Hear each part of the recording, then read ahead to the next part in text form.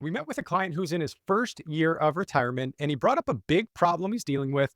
He was really not expecting to encounter, and this caused him to feel down. It caused him to feel down about his decision to retire and even second guess if he was doing the right thing. So I want to share what happened and then the problem that he faced and then the solution so that you're prepared for this if it ever happens to you. And thank you for sharing this. You know who you are. Your experience is going to help a lot of people, I think, on this channel. So we'll call him John, and he's in his 50s, and we helped him retire a little over a year ago now, and we set up his income plan, his tax plan, and then his investment plan, and just overall tax efficient withdrawal strategy.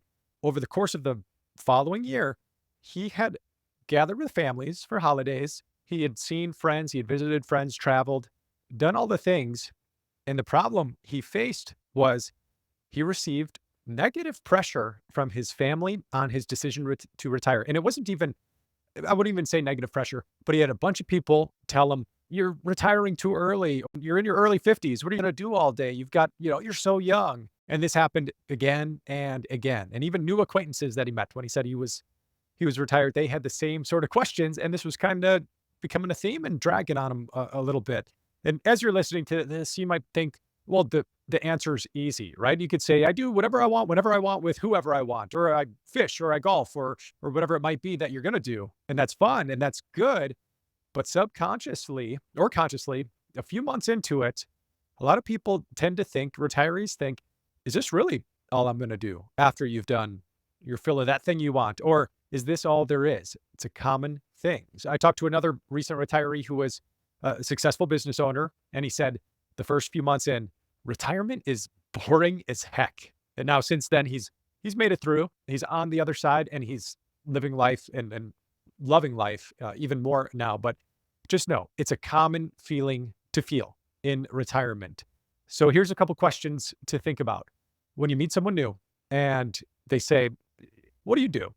And I think we say this as humans. What we really want to know is, how do you help people? Right? That's what we're really asking. And the question is, how does our help work people or help? How does it help society? Because one way we identify with our value to the world is from our work and our contribution to others. But when work is done, that can stop in retirement unless we do something about it. So I've got ways to think about it for your retirement in a different way, and then some ways to answer when people ask these sorts of questions in retirement. The first one is just keeping it simple. If someone says, "Oh, you're retiring early, what are you going to do?" Or "What are you going to do all day?" You could say with confidence, "Well, to start, I think I'm going to rest, test, and learn." And let me explain these three. We know what rest is. That's what a lot of people do in retirement. But test, there's a lot of interests or hobbies that you have, and maybe you've had on the side that you couldn't explore or try out or test out. And some clients, a lot of our clients will get back into those things like woodworking or gardening or fitness or writing or art, something creative. And some don't know what they want to do. So they spend their time testing things, trying them out. I've got a story of a client who did exactly this. But first, let me know if you like this sort of video by clicking the like button, and that helps me understand what's most valuable to you. So this client that we had, he's a successful attorney, and he was fascinated by these Instagram videos of people welding, two pieces of metal going together and getting welded together. And I see the same video and I think, oh wow, it's really, fascinating, cool stuff. But that's the great part, right? God gives us all these different interests and curiosities and skills, and we just have to pay attention to the ones that we have, and others, but focus on the things that interest us. So my friend, after a year of seeing these and just talking about this with his own friends and even bringing it up to me, he spent some money and then he took a class that was near him on welding, and he got even more into this world of welding, and he loved it even more. So that curiosity and fascination, it actually grew. And then 6 months later, he invested the money and installed his own welding equipment in his garage, even though it was very expensive. And I thought that was a great idea. And you might think a guy who runs a retirement planning firm saving for the future would think, oh, don't spend your money on this equipment. That could go towards your future retirement dollars and you could retire earlier or whatever it might be. But I look at it as another type of investment. Everybody at Streamline, all the experts at Streamline would do the same. We do have to figure out the money side and the financial investments and the investment strategies in retirement. and the tax strategies, all the things to optimize the money side. But we also want to spend money and invest in three other critical parts of retirement.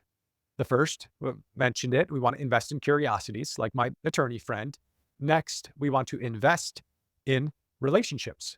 It can be a good idea to allocate a few of our retirement dollars or a percentage to things, to those relationships that we want to grow. Lots of times it's family, going to see a weekend trip to see the kids or the grandkids or your best friend.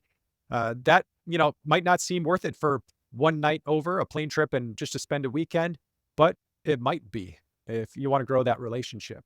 We've got clients all around the US and actually abroad around the world, and we can build really deep, strong relationships with them through the screen, which is great. But it's different when we get to travel to them or they come to us and we get to spend a few hours just face to face in the same room. It's a big, big difference. Next, we want to invest in contribution. So there's a few ways to do this. And we've seen the reason why this is important is the happiest, the most fulfilled retirees that we know, they're the ones not just with the most money, but they're the ones who use that money and their time and their skills in service of others. So it's not a life you're devoting your whole retirement life to service like Mother Teresa, but maybe it's allocating that 5% of your week or your budget to helping others. Or maybe it's investing time and money in a lunch with someone. I know someone who invested $60 and 90 minutes of his life, and he spoke about 10% of the time, he said, and his friend shared 90% of the time. He barely said anything, but that investment and a few curiosity questions paid big dividends to that person and to to both of them. It was a win-win-win. So listening can be our contribution. Now, here's the problem. We might first feel that we can't spend money on the contributing to others in retirement until we feel a level 10 out of 10 confidence with our money. And that's understandable, right? That's why it's so important. That's why we focus on the technical side and the money side first and get confident with that with our clients. But at least you can keep this on your radar as you're thinking about things. You know what? I'm getting off track here. I need to get back to the question of what are you going to do in retirement when people ask that? So rest, test, learn, and then also you can add play, right? We're going to do leisure activities. We're going to do sports. We're going to do creative arts, travel, whatever it is. So remember, don't feel bad if someone close to you says, "Oh, you're so young. You've got so much time. Why are you retiring? You could contribute so much more to whatever the job is." If that happens, you've got an answer for it. And remember, just because we retire doesn't mean that you stop contributing to others. It doesn't mean you stop creating and being curious about things and exploring what fascinates you. And it doesn't mean you stop connecting with people and with God. Retirement is really just a chance to maximize each one of those areas of life and live even better than you did before. If you need help achieving that level 10 out of 10 confidence with the money side and the non-money side as well, look for the Get Started button on our website.